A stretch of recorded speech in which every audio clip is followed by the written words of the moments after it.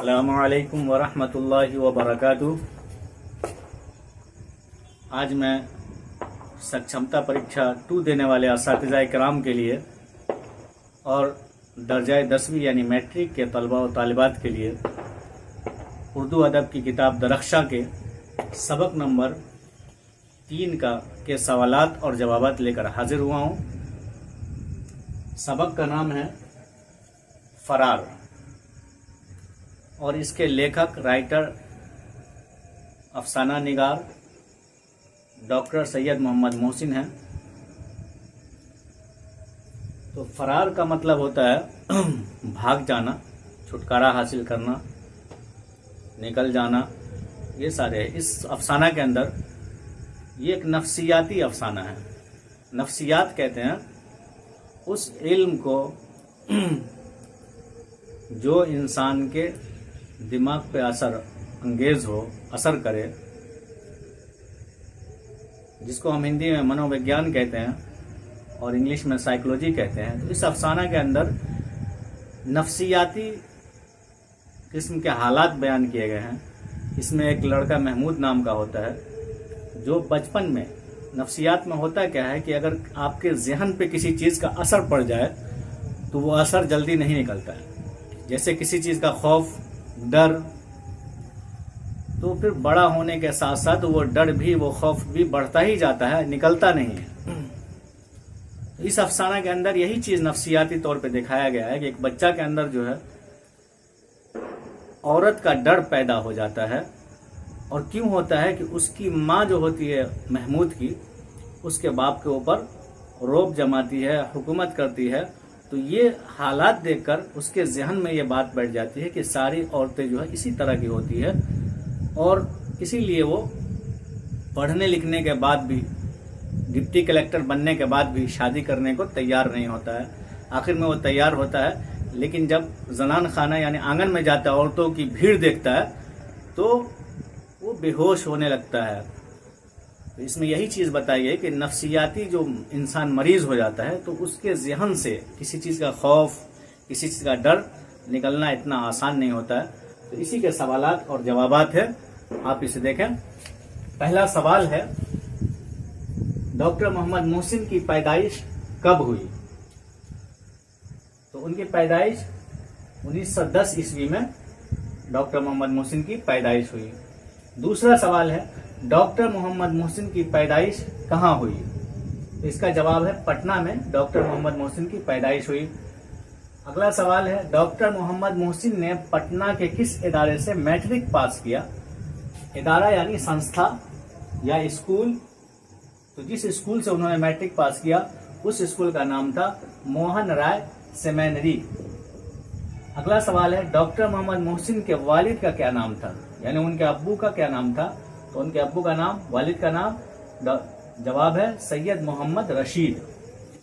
अगला सवाल है, डॉक्टर मोहम्मद मोहसिन ने नफ्सियात में एमए कब किया?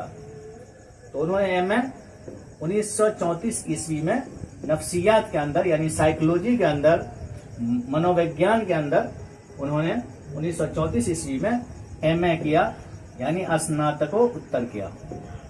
अगला सवाल है, डॉक्टर मोहम्मद मोहसिन ने किस यूनिवर्सिटी से एमए किया? तो इसका जवाब है पटना यूनिवर्सिटी से उन्होंने एमए किया। अगला सवाल है, डॉक्टर मोहम्मद मोहसिन किस मौजू पर महारत रखते थे, यानी किस टॉपिक पे, किस विषय पे इनको महारत थी? ये उसमें कमांड रखते थे, दक्ष थे। तो इसका जवाब है नफ्सियात यानी साइकोलॉजी या मनोविज्ञान। बीच में असातिज़ा किराम से भी गुजारिश है और स्टूडेंट्स से भी कि आपने अगर अब तक हमारे चैनल को सब्सक्राइब नहीं किया है तो सब्सक्राइब कर लें, लाइक कर दें, शेयर कर लें और बेल आइकन के बटन को दबा दें, ताकि जो भी ऐसी वीडियोस रहे वो सबसे पहले आप तक पहुंचे।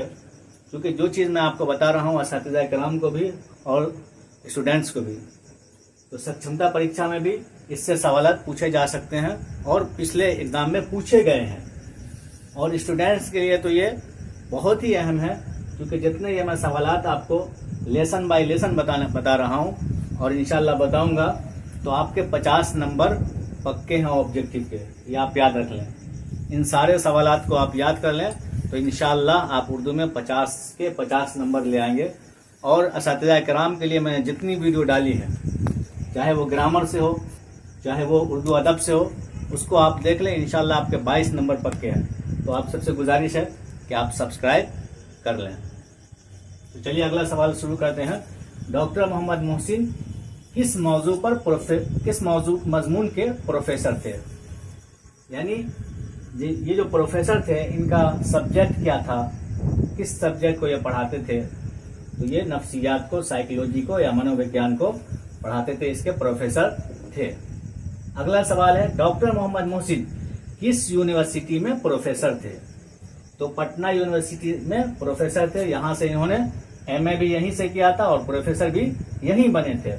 अगला सवाल है, डॉक्टर मोहम्मद मोहसिन शोबा नफ्सियात के सदर कब हुए? शोबा नफ्सियात यानी साइकोलॉजी डिपार्टमेंट, शोबा नफ्सियात का मतलब साइकोलॉजी डिपार्टमेंट के ये सदर यानी प्रेसिडेंट कब बने, अध्यक्ष कब बने? तो 1953 के अंदर ये शोबा नफ्सियात के सदर बने या अध्यक्ष बने या प्रेसिडेंट बने, 1953 ईस्वी। अगला सवाल है, डॉक्टर मोहम्मद मोहसिन प्रोफेसर की मुलाजमत से कब सुबकदोश हुए? यानी प्रोफेसर की नौकरी से ये कब रिटायर हुए? मुलाजमत माने नौकरी, सुबकदोश माने रिटायर होना। तो ये जो रिटायर हुए हैं, याद रखना है 1974 ईस्वी को ये रिटायर हुए हैं। अगला सवाल है, डॉक्टर मोहम्मद मोहसिन का ताल्लुक किस दबिस्तान से था? तो आपको 4 दबिस्तान हिंदुस्तान के अंदर है, ये याद रखना है।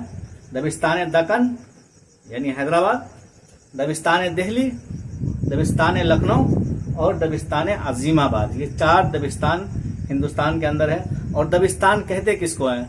तो दबिस्तान उन जगहों को कहा जाता है जहां पर शोरा और उदबा पैदा होते हैं, जहां शायर और अदीबों का जमघट होता है। जिस इलाके में शोरा की पैदाइश होती है और शोरा और उदबा का इलाका होता है, उसे दबिस्तान कहा जाता है।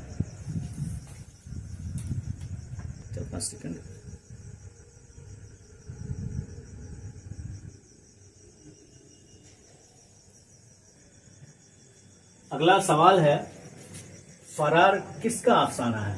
यानी इसके लिखने वाले कौन है, अफसाना निगार कौन है? तो इसके अफसाना निगार डॉक्टर मोहम्मद मोहसिन ही है। ऊपर में जैसा कि लिखा हुआ है फरार और यहाँ सैयद मोहम्मद मोहसिन, इसके लिखने वाले डॉक्टर सैयद मोहम्मद मोहसिन है। अच्छा, फरार का ताल्लुक किस नसरी सिन्फ से है? देखिए, अदब के अंदर 2 चीजें होती है, एक नज्म और दूसरी नस्र। तो नज्म के भी बहुत सारे असनाफ है यानी किस्में हैं। नज्म में हम्द, नात, मनकबत, कसीदा, गजल, मसनवी, रुबाई, उसके बाद मुसद्दस, ये सारे नज्म के अक़साम में से है, यानी उसके असनाफ में से है। और नस्र के भी बहुत सारे असनाफ है, उसमें है नाविल, कहानी, दास्तान, मजमून, इंशाइया, खाका निगारी, मकाला निगारी और अफसाना। तो नसरी, नज्म कहते हैं पिरोया हुआ, जिसमें अल्फाज पिरोया हो रहता है, यानी पहली लाइन में जितने, पहले मिसरे में जितने अल्फाज होंगे और पहला मिसरा का जैसा वजन होगा तो उस वजन पे फिर दूसरे, तीसरे, चौथे मिसरे को ढाला जाता है और अल्फाज भी उतने ही लाए जाते हैं। तो इसलिए नज्म आप देखते होंगे कि पहला लाइन अगर यहाँ से यहाँ तक है तो दूसरा भी इतना ही में होगा, उतने ही अल्फाज होंगे, फिर तीसरा उसी टाइप से। लेकिन नस्र में क्या होता है कि देखिए, ये जैसे लिखा हुआ है, इसमें देखिए, इसमें कम है, इसमें ज्यादा है, इसमें ज्यादा है, इसमें ज्यादा है, फिर इसमें कम है, इसमें कम है, तो इसमें अल्फाज बिखरे हुए होते हैं। तो इसको नसरी असनाफ कहते हैं, यानी जिसमें जो ऐसी लिखावट, जिसके ऐसी तहरीर, जिसके अंदर अल्फाज बिखरे हुए, उसे नसरी सिन्फ कहते हैं। तो नसर के असनाफ बहुत सारी किस्में, उसमें से एक सिन्फ क्या है? अफसाना।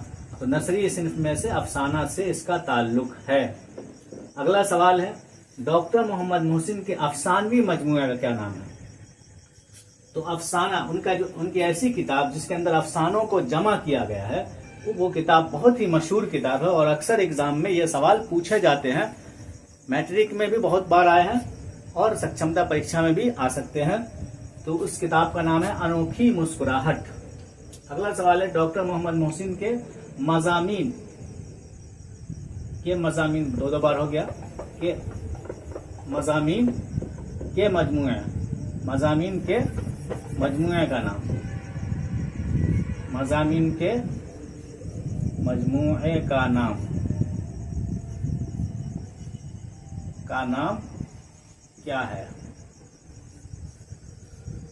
तो इनके जो मज़ामीन जिसमें इनके मजमून है, यानी जिसमें इनके ऐसे हैं, लेख है, उस किताब का नाम है नफ्सियाती ज़ाविये।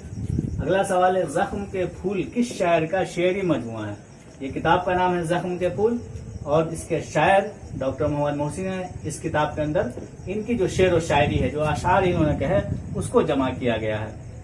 अगला सवाल है, अफसाना फरार का मरकजी किरदार कौन है?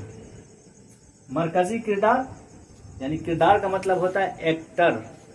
आप किसी भी कहानी में आप देखेंगे, किसी अफसाना में, नावल में, जिसके ऊपर कहानी लिखी जाती है और उसमें जितने लोग शामिल होते हैं, जिन लोगों का नाम होता है, जो उसमें जिनकी एक्टिंग होती है, उन्हें एक्टर और उर्दू में किरदार कहा जाता है।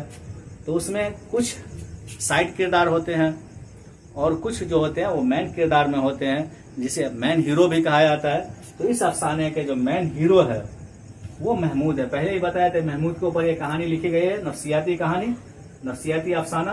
तो इसका जो है मरकजी किरदार यानी मेन किरदार, मरकजी किरदार का मतलब मेन किरदार जो है वो महमूद है।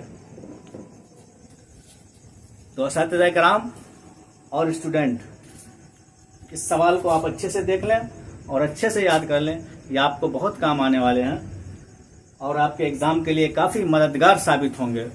तो आप सबसे फिर दोबारा एक छोटी सी रिक्वेस्ट और गुजारिश है कि आप हमारे चैनल को, अगर आपको ये वीडियो पसंद आए तो आप हमारी हौसला अफजाई करें, हमारे चैनल को लाइक करें, शेयर करें, सब्सक्राइब कर लें और बेल आइकन के बटन को दबा दें, ताकि मैं अच्छे से आपकी तैयारी कराने में आपका मददगार बनूं और आपको और भी दूसरी वीडियो प्रोवाइड कर सकूं।